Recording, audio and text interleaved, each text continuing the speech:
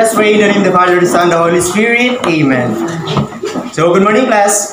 Good morning, Sir Gilbert. So, before you taking seats, please check your surroundings and pick up some piece of paper so that, and also double check your chairs so that you listen comfortable. Okay? Are you done? Yes, sir. Okay, take your seats. Thank you, sir.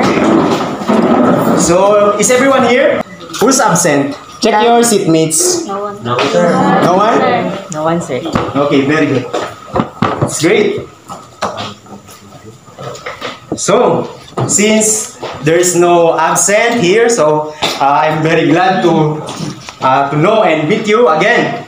So, before we go going to start or to for our final discussion, so let us a short recap during our past lesson or lesson yesterday.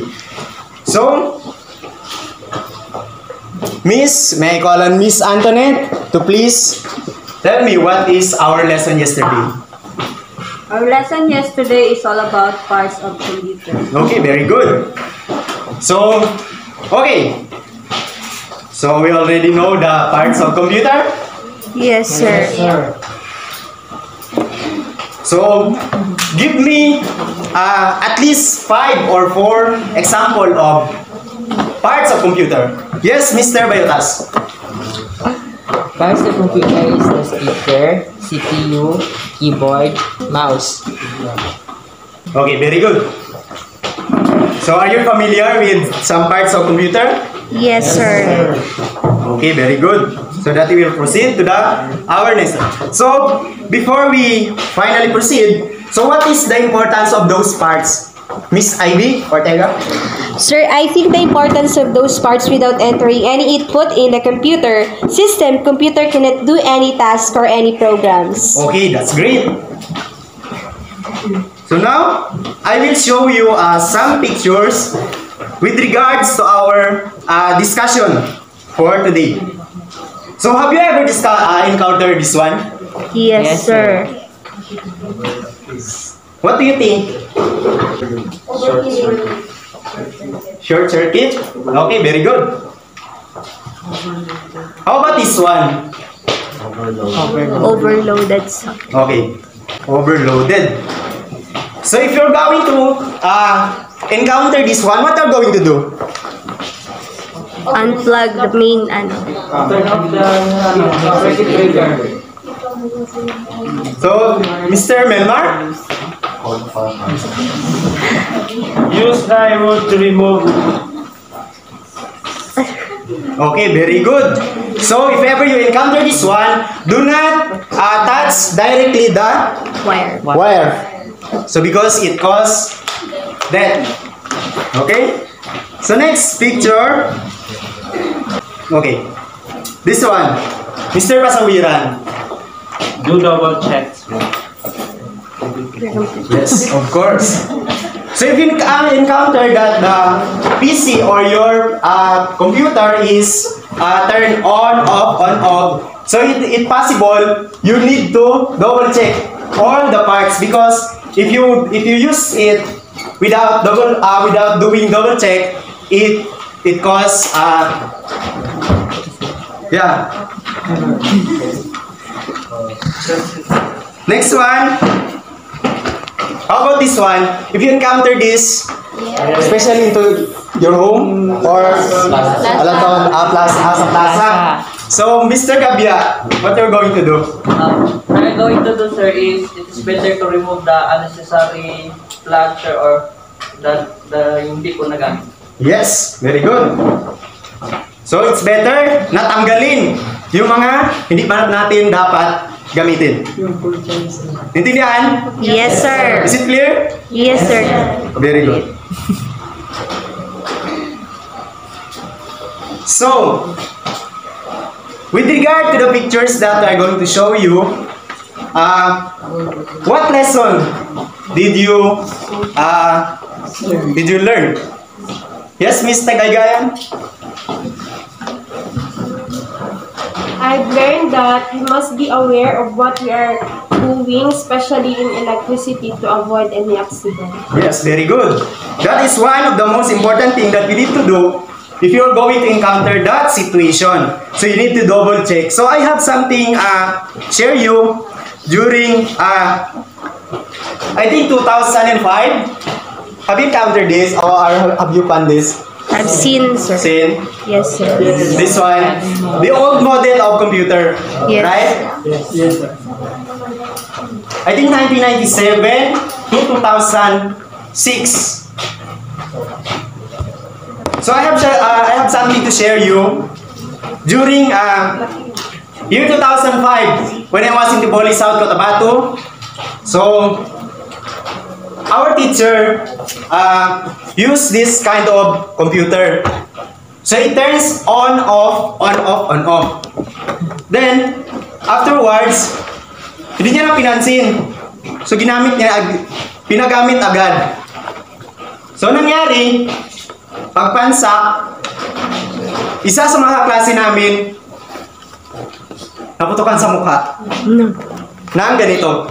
So that is the important things if you are going to use, particularly in electricity. You need to double check all the necessary things so that you can avoid hazard and risk. So that is our lesson for today. The hazard identification, risk management, and risk control. Is it clear? Yes, sir. Okay. First one. So who can find me what is of course all of us will encounter risk. Alright? Yes, sir. So we can find it anywhere, everywhere, anytime. So okay. Miss Pia. So what is risk for you? It is exposure to the chance of injury or loss, a hazard on dangerous ground. Alright, amazing. Thank you. What about this one? Do you have any idea about OHS? OHS? Occupational health safety. Okay, Miss Ortega, can you please give some ideas about the OHS? OHS is occupational health safety. It means that it refers to the health, safetyness, and security of the person in doing something in a kitchen or in a workplace. Alright, that is for the safety purposes, whether it is in wherever you workplace that you have. So next, let's proceed for our discussion. Any question? None, sir. Clarification? None, sir. Okay. So this is our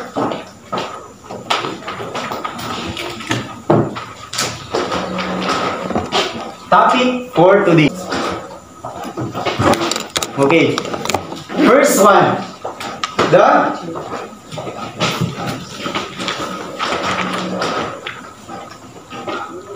different hazards. So let's move on to the different hazards that usually a technician encountered in a workplace.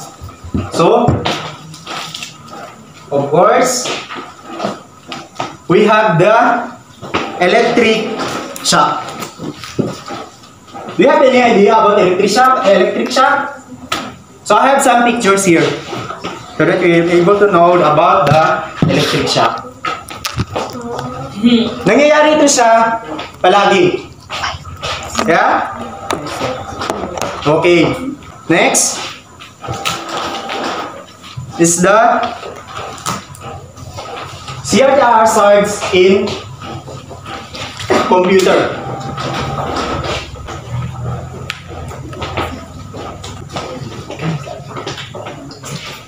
So anyone can read this one? The electric shock? Anyone? Volunteer, please. Electric shock, injury from exposure to arcing, fire from faulty electrical equipment or installations. Okay, very good. Of course, we have also a important stage to use with regards in managing with safety and computer workplace. So we have a find some ways, then evaluation risk, note about the risk. So if you ever encounter this one, so this is one of the most important thing that you should always be at your mind so that you're able to always safe within your workplace. So that is the first one. The second, so know about the hazard, evaluate the risk, and the physical, sorry. Find some effective ways so that you will not be into harm. Is it clear? Yes. Is there any question, clarification, suggestions? None? Okay, very good. So, we have an activity. So, in the two groups, I will divide you into only two groups. So, group 1, group 2. Okay? So, all you have to do is to complete the words inside the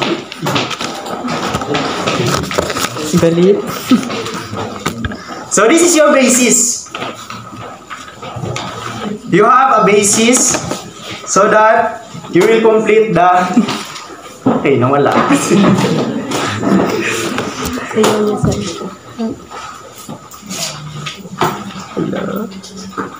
Okay, time's up.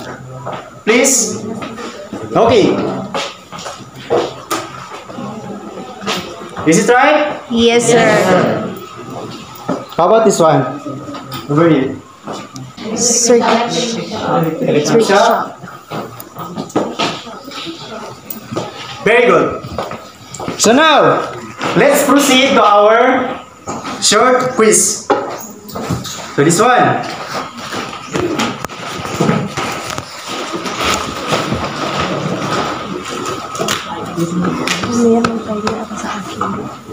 Alright. Okay, read.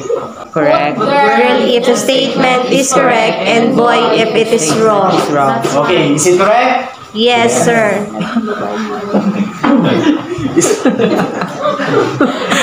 Alright. Do you understand? Yes, sir. Okay, in a count of 20 at 5, pass your papers. 4, 3, 2, 1, pass your papers. Finish or not finish? Pass. Okay, very good. So since everyone got the highest score, it means that you really understand our lesson. So that's great. So I will give you an assignment. It will be passed on tomorrow. In a 1/2 illustration board, make a creative collage with regards using the pictures of hazard identification, management, and risk control. So that's all for today. Let's everybody stand. Goodbye, class. Goodbye and thank you, Sir Gilbert. Okay, congratulations.